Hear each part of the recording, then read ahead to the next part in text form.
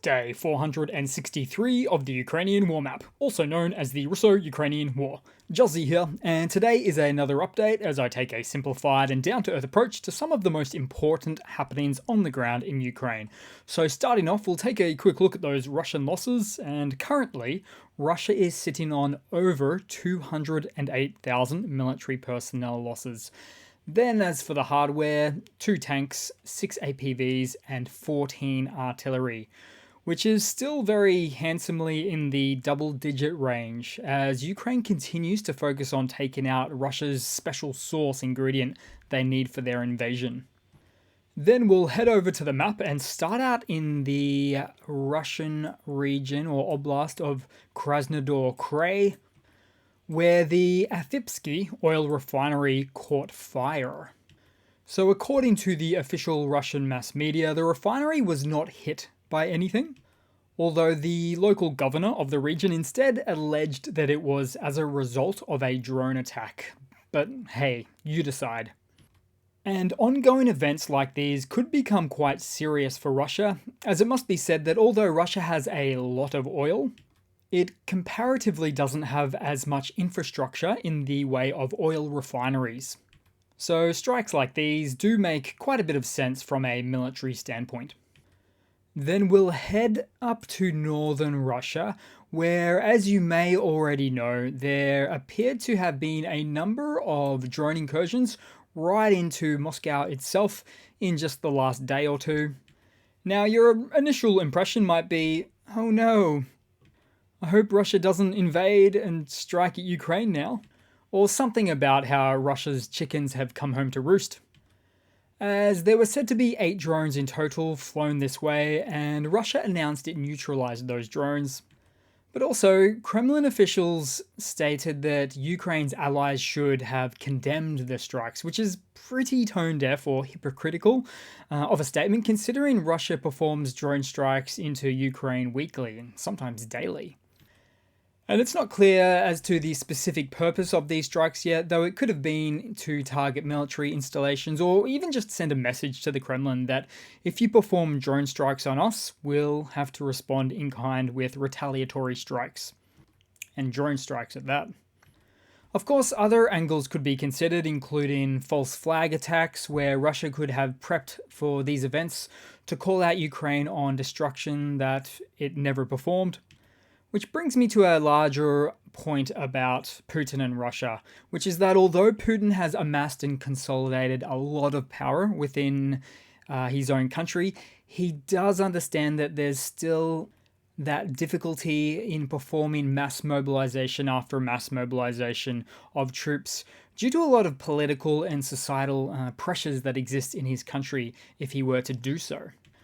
Thus, to get the general population's approval on something like this, those additional mobilizations, he's aware he would probably need to galvanize the population with an orchestrated false flag attack. So I wouldn't put it past him, not this guy, but I did enjoy one of paranoid Putin's responses to the issue, which was, of course, to get more air defenses for the Moscow capital, which would conceivably have to be rerouted from the front lines just to protect Bunker Boy Putin. Then moving across, still in Russia, never a dull moment for the Belgorod Oblast, as the Russian Volunteer Corps, who are looking to take back their own country from Putin's tyranny, have produced a short video advising that they have commenced another combat operation as they move towards Shebekino. But also, add to that, the Free Russia Legion group are also taking new actions as well, just a little bit further over on the other side of Belgorod, or at least on the other side where the large city is concerned, saying that Graveron was just the beginning, which you might remember was the depth of their previous incursion last time, about a week ago. So there's lots to contend with here for the Russian army on their own borders. Then, also still in Russia, or not exactly, it's hard to say, but Russia struck and blew up a bridge road connecting Ukraine's Chernihiv Oblast to Russia's Bryansk Oblast. Reason being, Russia wants to prevent any attempts of any incursions into their own territory again. But the thing about this is it just gets me every time how Russia's invasion into Ukraine is limited by Russia themselves when they perform actions like these. Then we'll move down across to the Ukrainian capital of Kyiv again, where Ukraine's air defenses shot down 10 out of the 10 Russian Iskander missiles fired into the region. The resulting debris, however, did cause damage to some streets and buildings. And taking note of that interception rate. Now, over time, we are painted a bit of a picture as to Ukraine's successful neutralization rates that have increased to 92%, which is the combined result of Russian strikes becoming less and less in terms of pure missile numbers over time, but also Ukraine's increased air defense capabilities from Western partner imports over time as well. Which means the trajectory for Russian missile interceptions of the Ukrainian forces is so far becoming more and more promising as time goes by. Then we'll move across to the Donbass there today, where there's been some marginal gains for the Ukrainian forces in the past couple of days, of which have actually been in Bakhmut's central west front lines. So zoom in right there. And not to mention, as you can see, the northern and southern flanks that have clearly had a bit of a crumbling away effect. And as for more specific Ukrainian offensive operations here, well, for instance, we have a Russian Mr. B towed howitzer taken out by the AFU behind enemy lines in Bakhmut. So certainly that's another notch on today's artillery losses belt for Russia. But also in this region, we have numerous examples of Ukrainian FPV loitering munitions going deep behind enemy front lines in Bakhmut, flying into pretty much any military truck or such that it can find. And it's happening successfully a lot at the moment, especially as the Ukrainian army noted the unusual non-existence of Russian EW guns, so the electronic warfare guns that would normally be used to neutralize such Ukrainian drones. It almost feels like a bit of a mop-up crew operation for the AFU right here. Then moving on down south to Volodymyrivka, which is right next door to one of my favorite places on the map, Volodar, where there's been some minor frontline updates as Russian units were knocked out of positions north of that settlement. So we'll just scoot across to the date map to show you that there. So on that corner section. Oh, and I say Volodar next door is one of my favorite locations on the map just because of the way Russian commanders performed assault operations in the region earlier this year, as it was just a complete lack of any military analysis or intelligence. It was a literal minefield and an absolute graveyard for Russian heavy armor that would just drive into the region unawares over and over and over again. And it's part of what I like to call Russia's Bermuda Triangle of the Donbass. Then we'll head on over to the Kherson Oblast today, as the command post truck of, or the component of the S-400 air defense system was destroyed from a Ukrainian strike in this Kherson region in DONETSK, right here, after it was attempting to halfway conceal itself outside of a barn. Now, this actually just happened over a week ago, maybe 10 days ago, but information on the occurrence wasn't released until today. And although it's not the S-400 launcher itself, it's so the command post truck, it's a critical component that needs to be replaced for Russia to really properly use that S-400 air defense system again, as each S-400 battery only comes with one of these 55 K6S command post truck pieces for operations. Then just quickly, the Crimean Bridge, aka the Kerch Bridge, aka the bridge whose days are numbered, the one that connects the Crimean Peninsula, Ukraine's Crimean Peninsula, to Russia, is already not looking too crash hot. as this is reported to be the current state of the supports of the Crimean Bridge. And it's funny how various ends of Ukraine's defense ministry love to cheekily taunt at how they have the capability to take out the bridge now. Then we'll move across to some news for today. Start off with some hardware updates. Not your typical hardware update, really, this one, but here we can see some US provided M2A2 Bradleys, otherwise known as the Bradley M2s, sporting the Ukrainian pixel camo in service with the 47th Mechanized Brigade. So, looks pretty cool. Actually reminds me of that game Minecraft that I do not play, but I'm sure I can hunt down a similar image for this.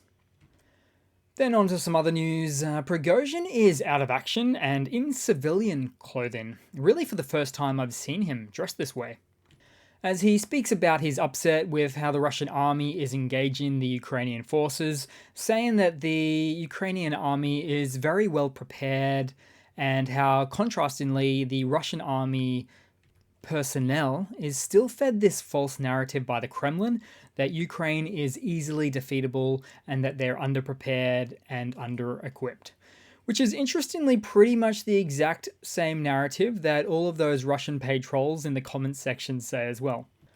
So the trolls must have a bit of a rough time ignoring what Russia's seedy uncle Prigozhin has to say about things here, really.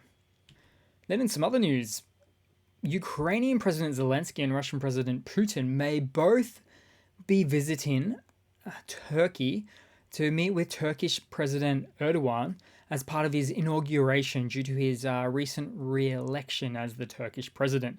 But can you imagine if Zelensky and Putin actually physically crossed paths? What would that even look like?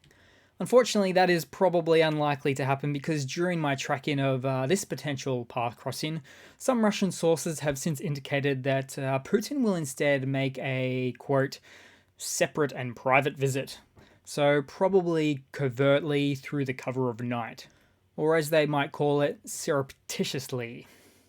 But hey, let's not forget, Putin is literally a wanted man for arrest by the International Criminal Court, the ICC, or The Hague. And so if he sets foot on any one of those 123 member states, then those countries have to arrest him, including Turkey, who is a signatory of the Rome Statute of the ICC, thus obliging Turkey to cooperate with that ICC court order. So I'd love to see how all of that plays out. Then in the lighter side of news, or really just the lighter side of things, Ukrainian trench warfare. Just kitten or cat style. A bit of a reprieve from any other trench warfare types. Then in another Russian surrender segment. So Russians surrendering can happen at all times of the day and night. This one's on double speed playback in night vision, so it looks a little bit cartoony if you don't realize any of that. And in this case, we have a bit of a lone gunman, so to speak. A Russian surrendering himself and his equipment to a better life. Because even a prisoner of war, as a prisoner of war, he'll get treated a lot better than a soldier in the Russian army. That is for darn certain. Then a couple of funnies to round it off today, guys. So this first one isn't exactly funny to most, perhaps, but it is to me. And so guess who's being called up to serve in the Donbass for Russia? Chechen leader and TikTok army leader Little Caddy. Possibly to replace the void that has been created by the removal or departure of the Wagner forces in the Bakhmut region. And Kadyrov and his Chechen group will also be there to lead offensives.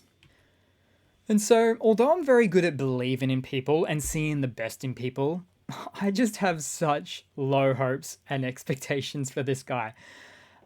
I think he lacks the discipline, the military mindset, the strength, both mentally and physically.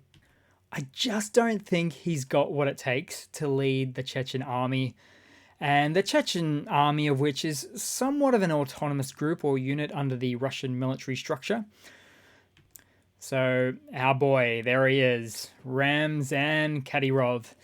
And in the least, we'll get some great video from this guy soon. I'm really looking forward to it. Then in a final quick funny to round it all off today, guys, so this one's in fact an update from the Russian Ministry of Defense. In fact, so Sergei Shoigu gives us all an update on Russia's offensives in Ukraine, blasting out all the goodies, saying 29 Storm Shadow missiles were destroyed, 196 HIMARS missiles were destroyed, 16 HARM missiles were destroyed, a US Patriot anti-aircraft missile system was destroyed. Also, that Russian troops continue to inflict effective fire on the enemy. Also, that Russia cleaned up the Belgorod nationalist incursions. I mean, I don't even know where to start with any of this. He's given me too much to work with, actually. So let's just focus on the 29 Storm Shadow intercepts for now, as that seems pretty relevant at the moment. New weapons platform. This is a complete fabrication. We have geolocated and verified 8 successful Storm Shadow strikes, each using an average of 4 missiles per strike.